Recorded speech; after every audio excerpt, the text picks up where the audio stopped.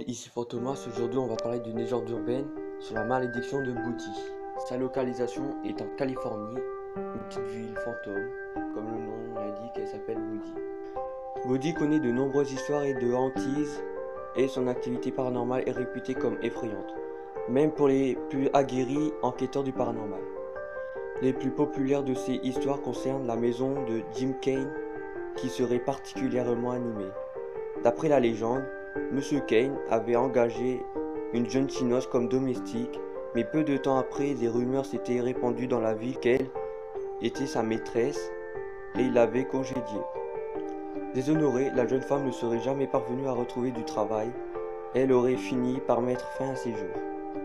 Selon certains, l'esprit de la malheureuse hanterait toujours la maison de son prétendu amant, et elle serait responsable de la plupart des incidents. Elle serait apparue à des enfants dans leur chambre à coucher du deuxième étage. Et elle aurait affolé la femme d'un grand forestier. Je me suis couché avec mon mari dans la chambre du rez-de-chaussée et j'ai senti une pression sur moi, comme si quelqu'un se trouvait juste au-dessus de moi. J'ai commencé à débattre. Je me suis débattu si fort que j'ai fini sur le sol. Ça m'a vraiment effrayé. Gary Watler, un grand forestier, aurait rapporté la même expérience qui aurait laissé suffocant, et la fille d'un ranger aurait été victime d'un étrange incident. Un soir, alors qu'elle venait de se glisser dans son lit, les lumières de sa chambre, qu'elle avait préalablement éteintes, se seraient brusquement rallumées. La jeune fille se serait alors relevée, les aurait éteintes à nouveau, mais inexplicablement, les lumières se rallumaient. Après avoir répété la même manœuvre un certain nombre de fois, elle se serait enfuie de la pièce en larmes, criant aux fantômes de les laisser tranquilles.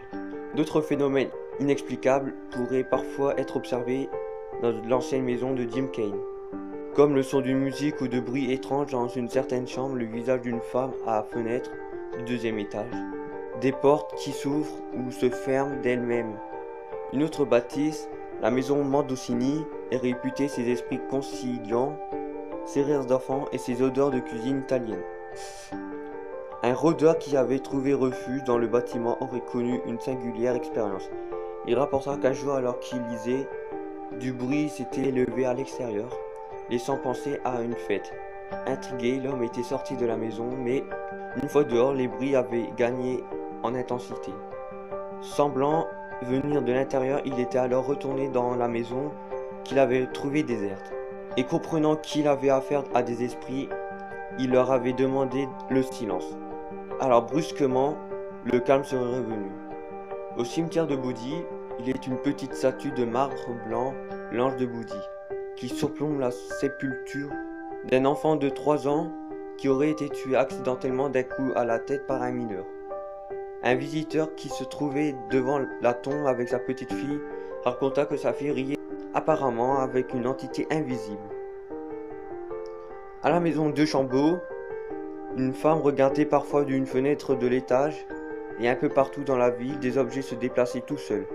Témoignage de la présence de ces anciens habitants, mais si tant d'esprits sont supposés de la manifester à Buddy, ils ne feraient pas sans raison. Ceci, c'est la hantise que je viens de parler. Maintenant, je vais vous parler de la malédiction de Buddy. Autrefois, il n'existait pas de déménagement dans la région, et quand les gens décidaient de partir de Buddy, ils laissaient la plupart de leurs biens derrière eux. Ils emballaient simplement ce qu'ils pouvaient emporter dans leur chariot ou dans leur camion, et ils abandonnaient le reste. De ce fait, de nombreux bâtiments contiennent encore certains de leurs affaires, donnant l'étrange sentiment que le temps s'est arrêté juste après leur départ. La légende rapporte que les esprits des anciens habitants de Buddy protègent les vestiges de la ville, veillant jalousement sur leurs biens. Si un imprudent ose emporter un souvenir de la ville lors de sa visite, ne serait-ce qu'un caillou, alors la malédiction de Buddy s'acharnerait sur lui jusqu'à l'objet retourne à sa place. Les habitants de Buddy étaient farouchement possessifs de ce qu'il avait construit dans ce désert aride. Il est dit que les esprits morts depuis longtemps veulent que tout reste intact. Selon la légende, quiconque enlève quoi que ce soit de grand ou de petit à la ville est maudit par la malchance. Le malheur et la tragédie s'abattent alors sur la victime jusqu'à l'objet volé soit rendu. Certains prétendent que les fantômes de Buddy patrouillent dans les tas de ruines pour se prémunir contre les voleurs. Selon le garde forestier Brad, Les anciens visiteurs reviennent souvent à Bodi pour y rapporter les vieux clous et d'autres souvenirs liés à la ville qui ont emporté, espérant ainsi de débarrasser de la malédiction. Cependant, tous n'ont pas le courage d'affronter le courroux des esprits et la plupart des objets sont retournés dans la boîte anonyme. Parfois, des lettres les accompagnent qui témoignent du désespoir des victimes. Nous recevons encore des lettres. Les gens disent « Je suis désolé d'avoir pris ceci en espérant que ma chance va tourner ». Les messages de ceux qui pensent maudits sont conservés au musée de la vie dans l'ancien miné Union Hall. Ainsi témoignait un homme en 1994 qui s'adressait directement aux fantômes. Cher esprit de Bodi, je suis désolé. Il y a environ un an, le 4 juillet, je visitais la ville fantôme. J'y étais allé plusieurs fois auparavant, mais j'avais toujours suivi les règles. Ce voyage était différent. J'ai ramassé quelques articles ici et là, et je les ai ramenés à la maison. Cette année, j'y suis retourné et alors que j'étais au musée, j'ai lu les lettres des autres personnes qui avaient ramassé et avaient eu de la malchance.